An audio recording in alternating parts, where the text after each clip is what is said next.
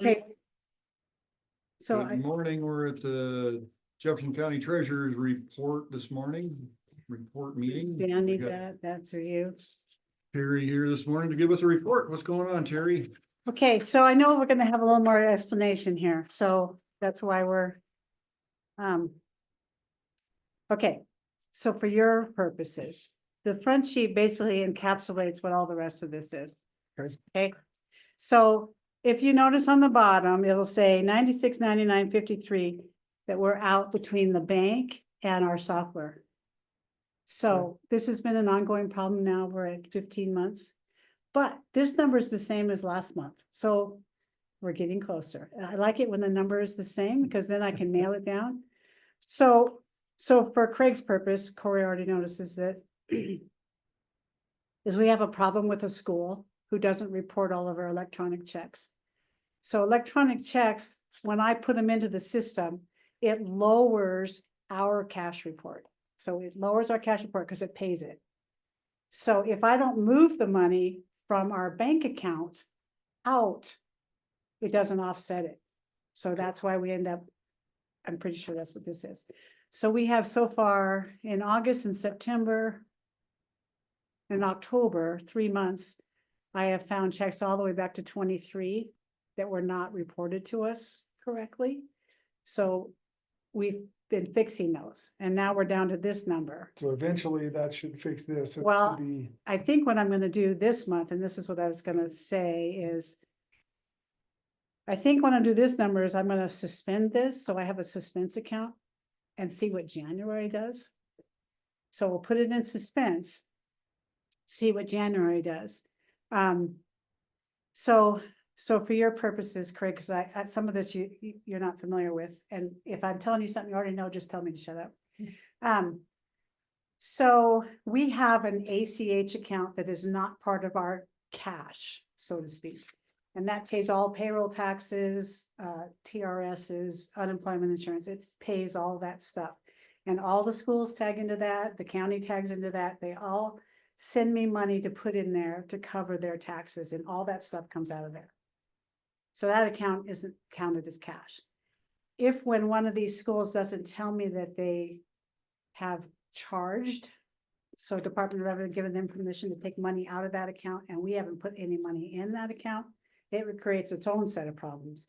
But what that does on our cash side is that we haven't transferred any money to pay that. And if she's issued a treasurer's check, it hasn't reduced our physical cash from the bank because I haven't moved it.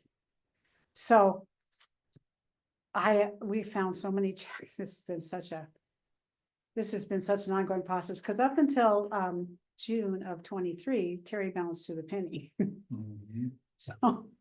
So it's been, Frustrating. so the auditor got me. I was like, okay, I'm just gonna close my door and go.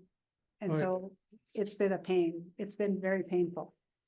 So in order to make sure that other account has been okay, I moved $20,000 from our account over there to that ACH account. So since then, I have another 17,700 from that same school from 23. But I've already paid for it basically, so it's good, but it's not good because there's still a check out there that she hasn't. She needs to call DOR and find out if they called her twice, charged her twice or not. Be that as it may, we're down to this number, which is $9,700 in my eyes. You just round it up. What I'm going to do is I'm going to suspend it. So in other words, I'll put a cash in, which is going to increase our cash balance. It'll match the bank.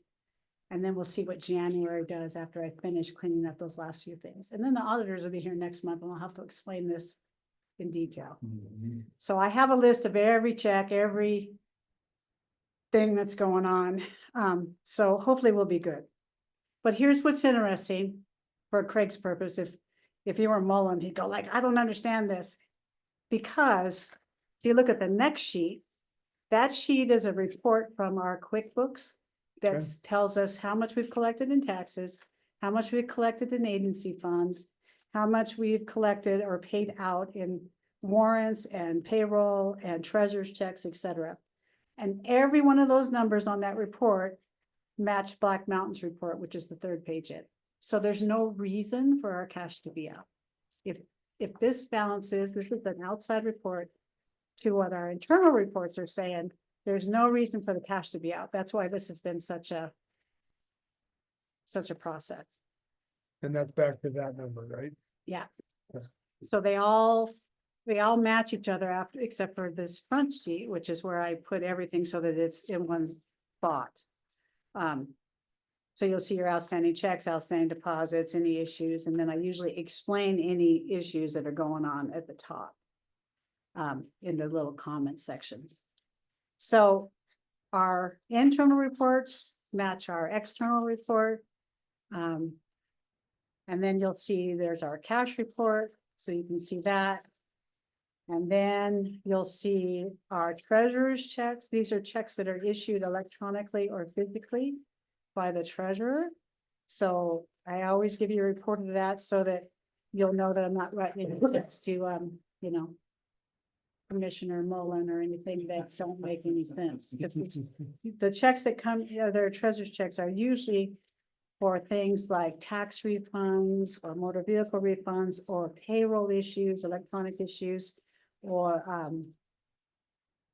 let's say the sheriff's department sometimes gets a cash bond and they bring it over and we flip it cash for a treasurer's check so they can send it to another court. So that's the whole purpose of treasurer's checks, is to monitor that stuff. Then towards the end, after these are my accounts that I monitor to make sure that there's nothing funky going on, and I always report these to you. So the first page is suspense. These are items in suspense that are being researched for whatever reason. So we have one sitting here from December of 23 that we've been fighting with IntelliPay on, the credit card company, because they overpaid us, but they don't seem to want it back. So I think I'm just gonna throw it in the general fund because it has been a year.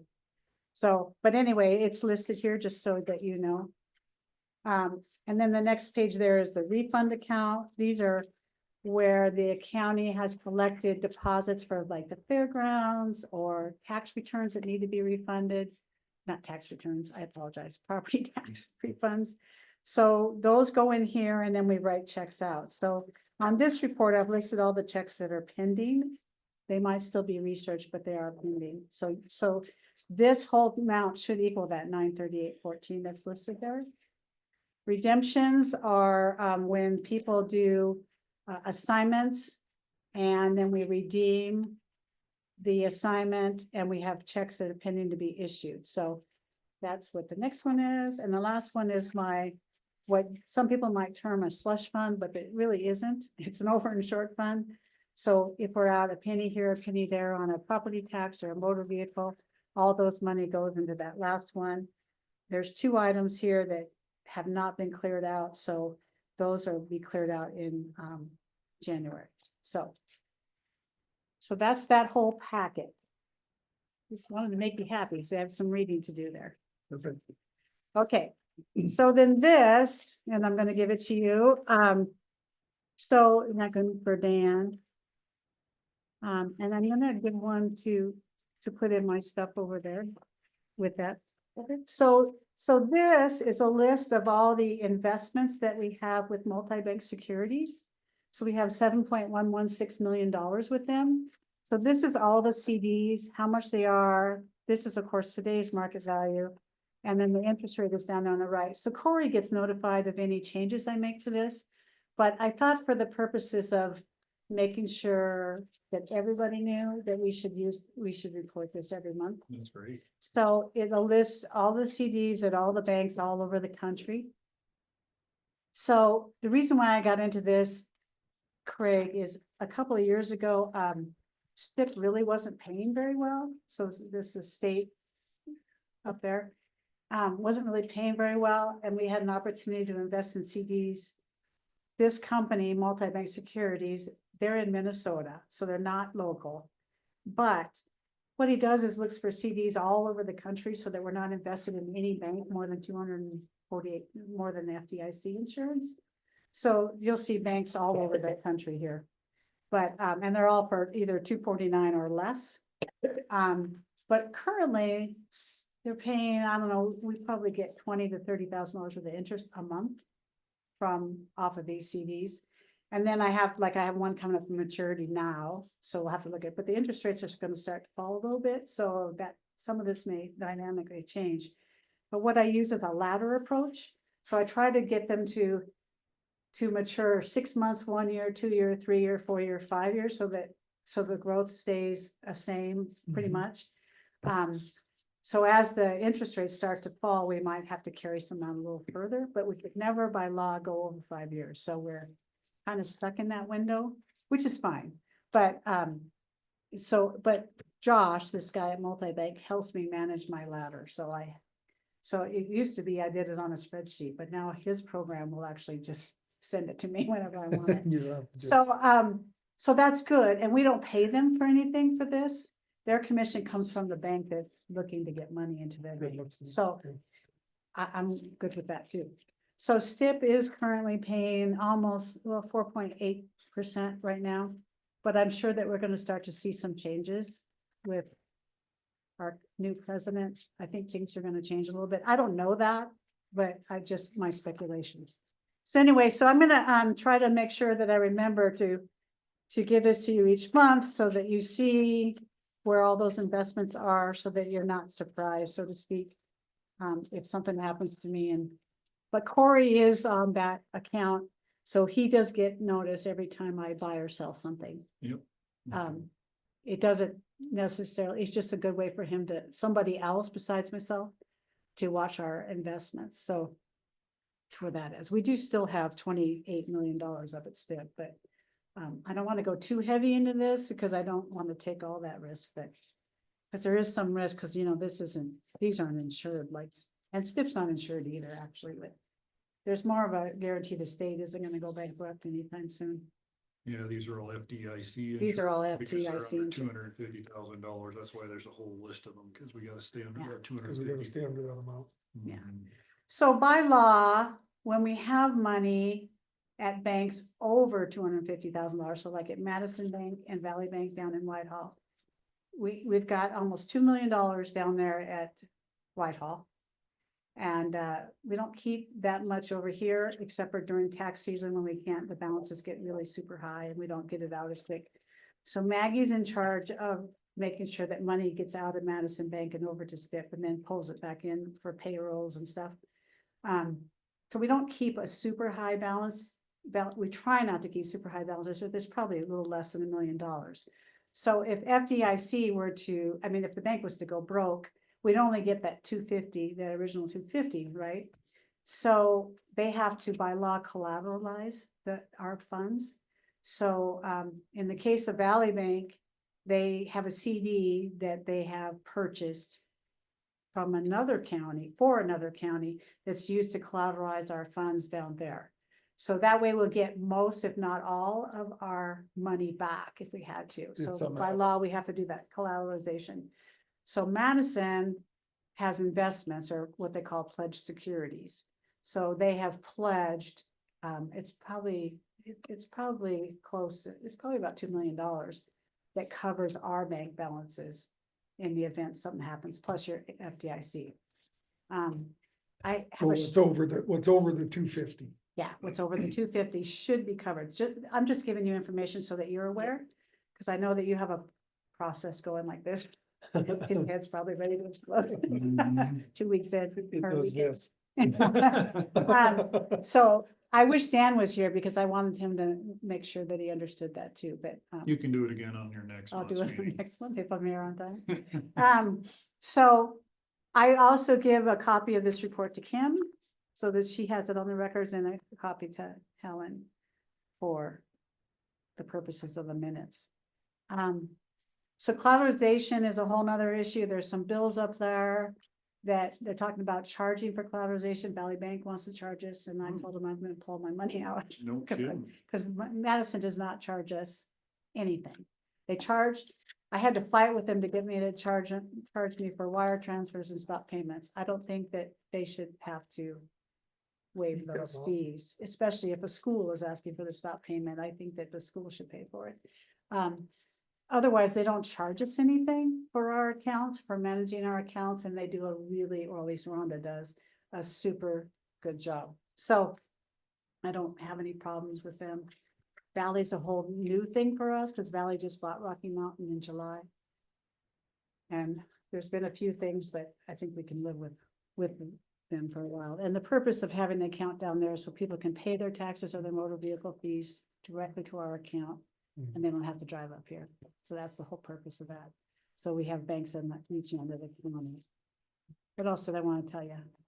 Is that enough? How's your tax collection going? I think tax collection is going great. I think with the Montana tunnels, of course, we're at 2.2% delinquency. But tunnels is 1% of that, so I don't think we're doing bad. So anytime you want to come over and sit during tax season and watch, you're welcome. Anytime you want to come over, you're welcome anyway, but It's gonna happen. But Sooner or later. Mullen used to come pull our payments sometimes and post them just for fun, just so he can, but he hasn't done that in a couple of years. But you're welcome to do that too if you want to, but you really don't have to. We have a super good team right now. You know, I have Maggie and I have Christine Larson, and Denise comes in part-time. Paulette still comes in part-time. We have Tuesday. So Tuesday's the youngest member of our team, and she's still on a learning curve, but she's doing very well, very well. And then we have Chris Zelinka. So Chris currently is working on loan with the state of Montana on the new cars registration system. So the state of Montana, we could bill them for her, but right now I still see it as a win. So I haven't sent them any bills for her payroll. Because the information she's bringing back to us is giving us a head start, if that makes sense. Yep. On the project. So I just kind of let it go. And it also gives me some pull with DOJ who's painful. I don't know about that law enforcement side, but they're painful on my side. It depends. So currently, last week, the Department of Justice said they would give the counties up to $200,000 in the next fiscal year, next $200,000 a year to help offset paper and toner and stuff. That's not enough, just so you know, and I testified against it. I think that should be closer to 300 or 350, because if you take 200 divided by 56, it's about $3,600, but they're paying by transaction. So that's 10 cents or 11 cents a transaction. For us, we process about 12,000 transactions a year, which doesn't sound like a lot, but when you 10 cents a transaction, it's not a lot of money. Right. When we're so in their minds, it only takes 2 pieces of paper to do a registration, the registration and the receipt.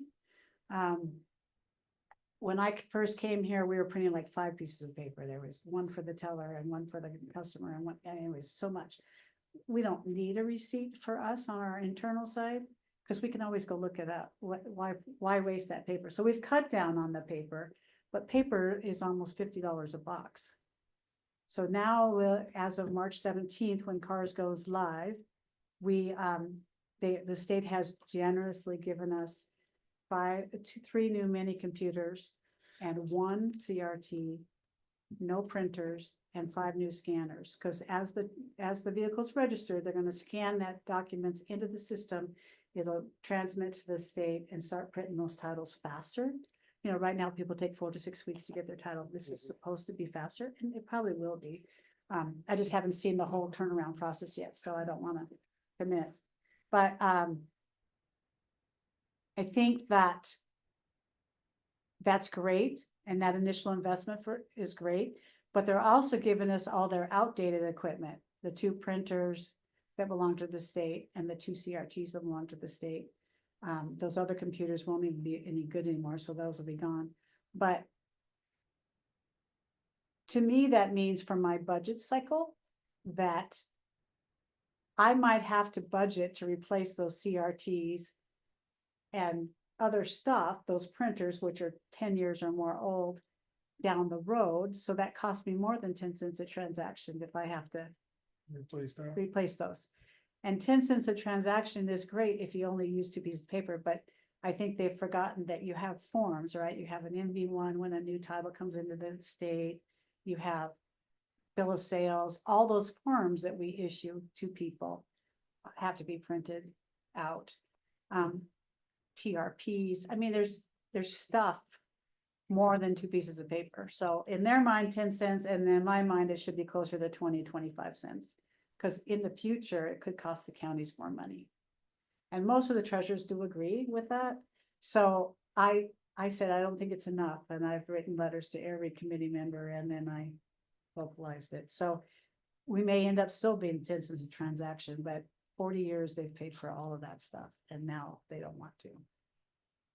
How do they reimburse us for the, personnel you have over there? How does that get? We don't, the county pays for all our personnel. There's no fees coming off that, because most of our ladies sitting over there, that's what we do, right? Yeah. It's just motor vehicle stuff. Well, we have three that are, their focus is motor vehicle. But during tax season, they post. Right, yeah, they have other things Yeah. to do here and there, but for the most part, we're paying for. There's three of us, 2.5 of us that do other things besides motor vehicle. Hmm. So Paulette does, she assists with balancing and posting, and Maggie manages that STIP fund and all the A1s and all that stuff. I still think we should go to the legislature and have them allow us to charge a fee like the private entities are doing for doing registrations, even if it was $10 a registration. I mean, that would help us offset the. I think that is a very true statement. Right now, the counties can't do that because it's not in law. But I did tell Lori that. I said, well, you know what, maybe we should consider charging the taxpayer. Do we want to do that? I don't want to do that. But should we do it? We might have to. Well, otherwise it's gonna flip over to private anyway, and they're gonna be paying more to get there. Or to do it. One of the discussions I had with the Vehicle Services Bureau Administrator, that's Laura Bakri, is that, the worst case scenario is it's either that fee or we push it back to the state. And she's like, we don't want it back. They don't want it back course because they the don't. personnel costs, every county across this county. So for me, I think my personnel costs are close to 400,000 maybe, which seems small. But it's not small. It's not small. It's not small. And if the state wanted to take that back, plus, there's benefits and there's other things, right? It's not just Mhm. $400,000, right? But if we wanted to push it back to the state, they'd have to hire a lot of people, open up offices.